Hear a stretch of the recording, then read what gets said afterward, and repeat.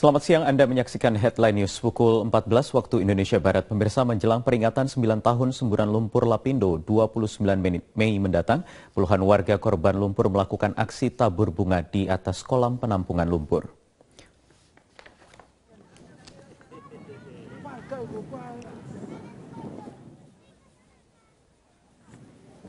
Kegiatan tabur bunga dilakukan warga korban lumpur Lapindo dari sejumlah desa di Kecamatan Porong dan Tanggulangin, Kabupaten Sidoarjo, Jawa Timur. Acara ini dipusatkan di kolam penampungan di Desa Siring yang kondisinya sudah mengering. Sebelum menaburkan bunga, warga menggelar doa bersama. Tragedi lumpur Lapindo sangat dirasakan warga lainnya di sejumlah desa, diantaranya warga Desa Kalidawir, Sentul, Penatar Sewu, dan desa lainnya di Kecamatan Tanggulangin, serta Jabon. Dampak tersebut terutama dirasakan pada tambak mereka yang rusak karena air tambak bercampur dengan lumpur Lapindo yang dibuang ke Kali Ketapang. Acara tabur bunga juga diiringi doa bersama agar proses pemberian sisa ganti rugi senilai 781 miliar rupiah bisa segera dituntaskan oleh pemerintah sebelum Lebaran tahun ini.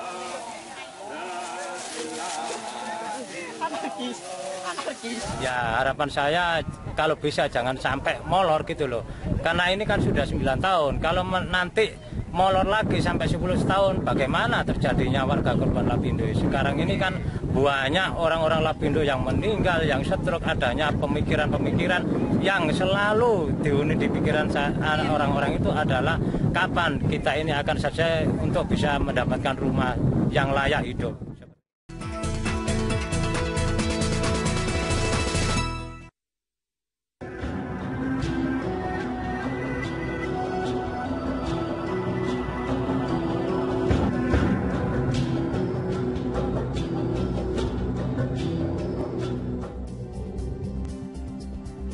Gelombang imigran Rohingya dan Bangladesh menjadi beban tersendiri bagi negara yang menampung karena dalam memberikan bantuan ini juga membutuhkan biaya penanganan yang cukup besar.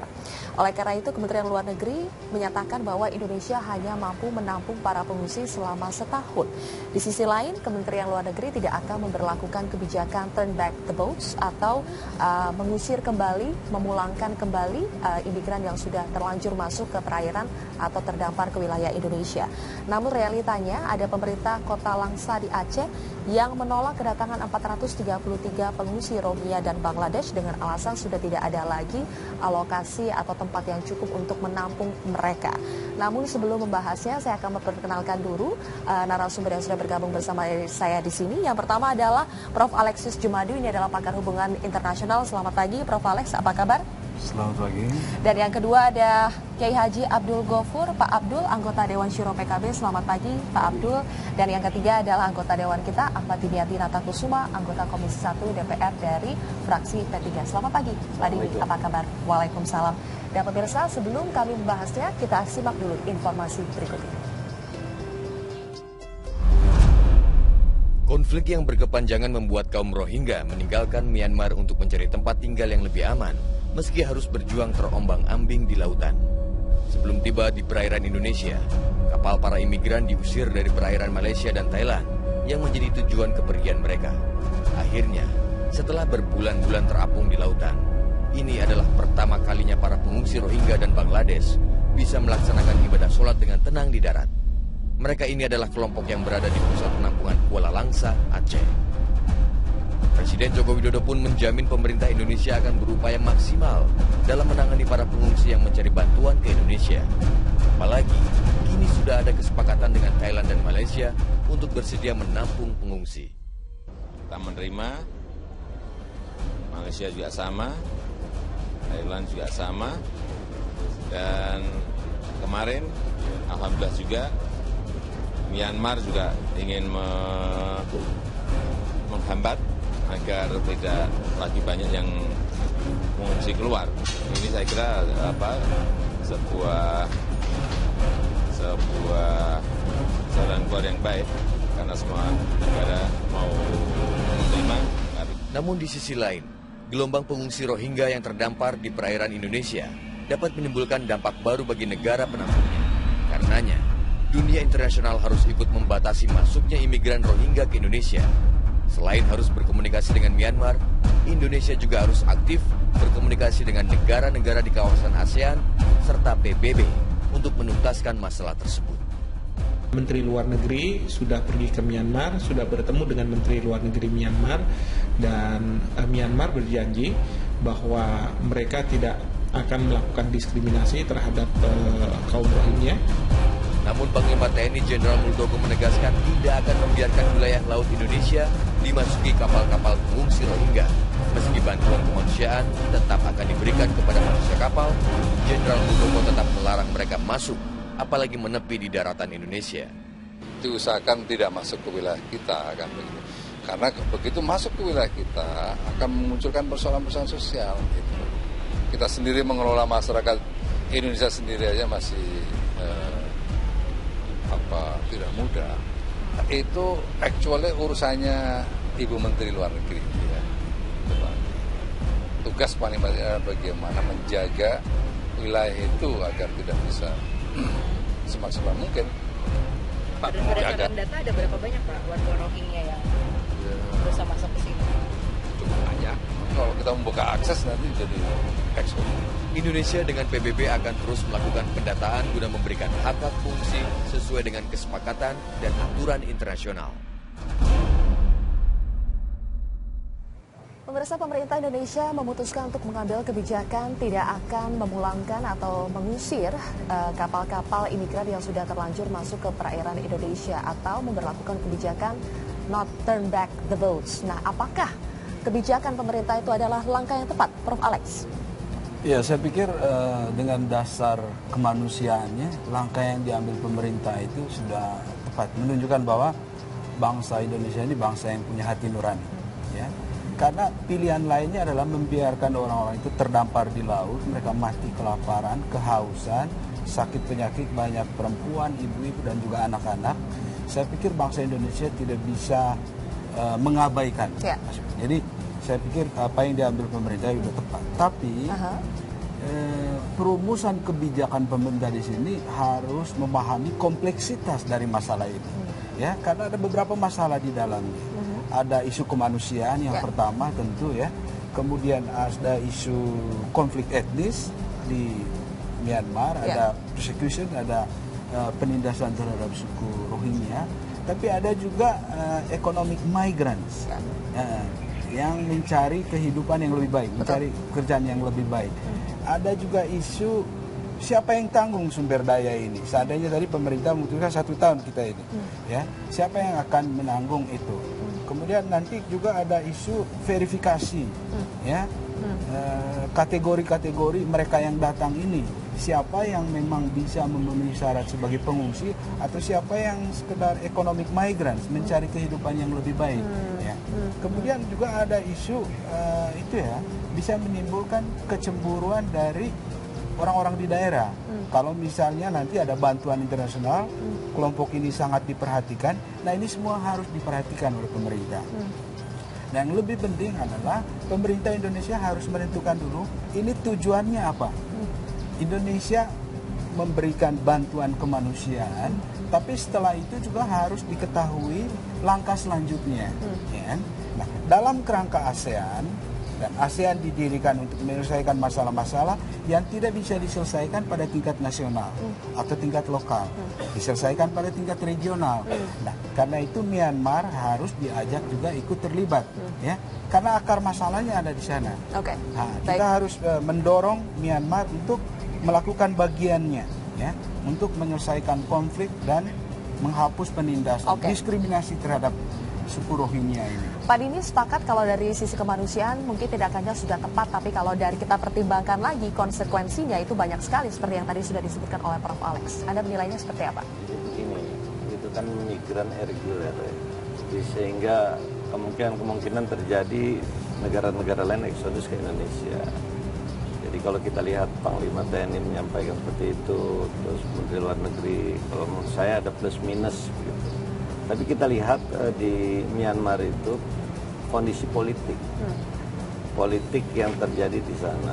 Nah, ini yang harus memang dipikirkan. Myanmar berpikiran bahwa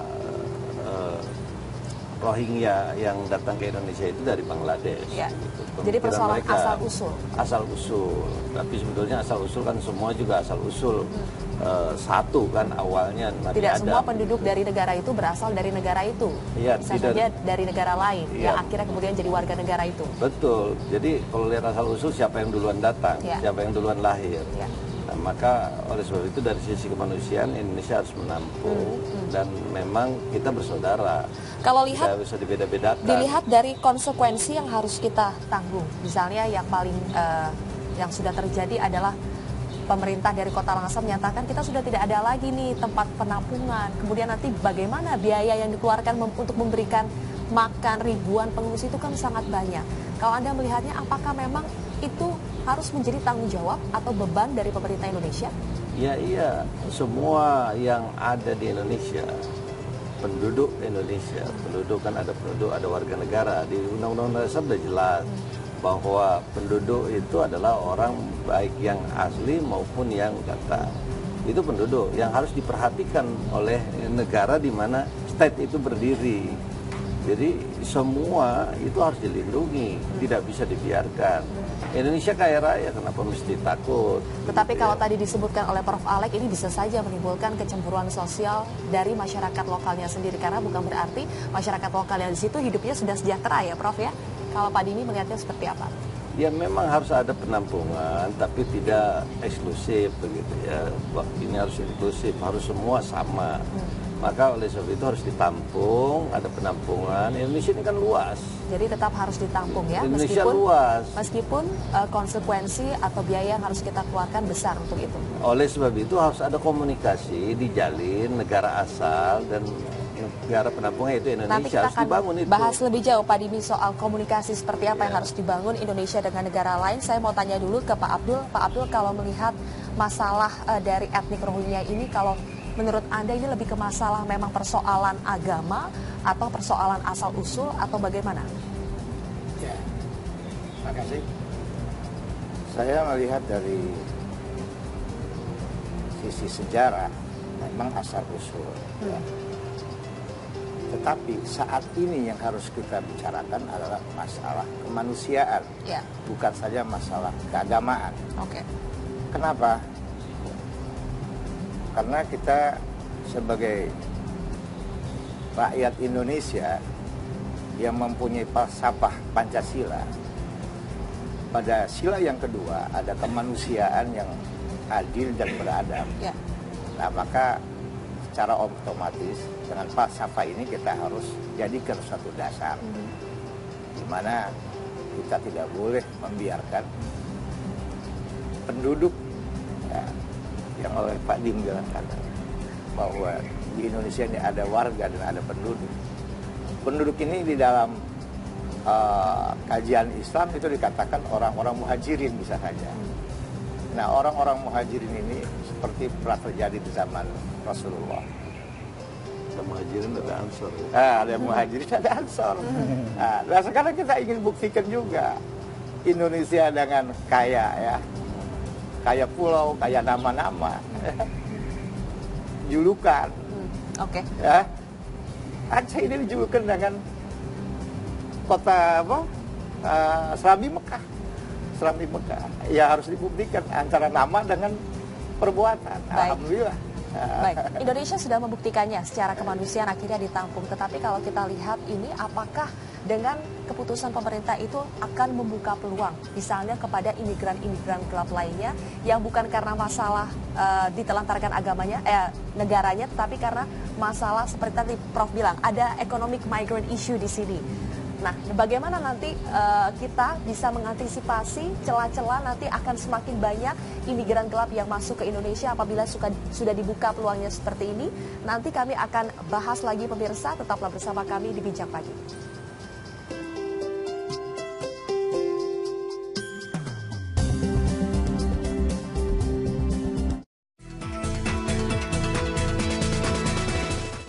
Sewu, Penatar Sewu, dan desa lainnya di Kecamatan Tanggulangin, serta Jabon.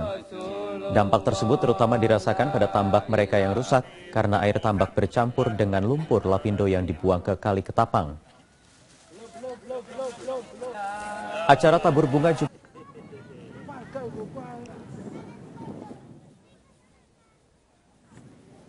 Kegiatan tabur bunga dilakukan warga korban lumpur lapindo dari sejumlah desa di Kecamatan Porong dan Tanggulangin, Kabupaten Sidoarjo, Jawa Timur.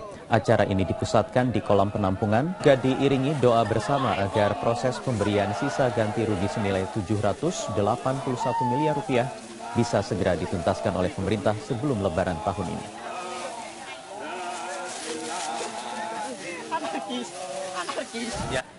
Di Desa Siring yang kondisinya sudah mengering. Sebelum menaburkan bunga, warga menggelar doa bersama. Tragedi lumpur lapindo sangat dirasakan warga lainnya di sejumlah desa, diantaranya warga Desa Kalidawir, Sentul, Penatar. Selamat siang, Anda menyaksikan Headline News pukul 14 waktu Indonesia Barat. Pemirsa, menjelang peringatan 9 tahun semburan lumpur lapindo 29 Mei mendatang, puluhan warga korban lumpur melakukan aksi tabur bunga di atas kolam penampungan lumpur.